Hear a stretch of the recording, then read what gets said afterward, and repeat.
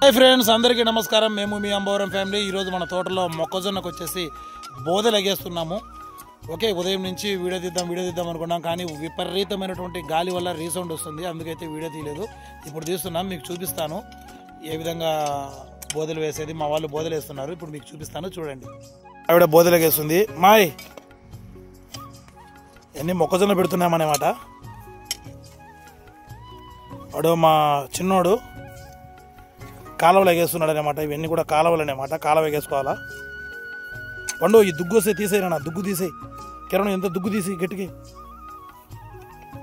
Okay, చూడండి మిత్రులారా, మొత్తం కూడా బోదెలు ఎగేస్తున్నాం. పొద్దున్న నుంచి ఈరోజు సినిమా పడ్డదనమాట. బోదెలు ఎగేసుకుంటూ గెట్లు అన్నీ కూడా నీట్గా చేసుకుంటూ చాలా ఇబ్బంది అయిందనమాట.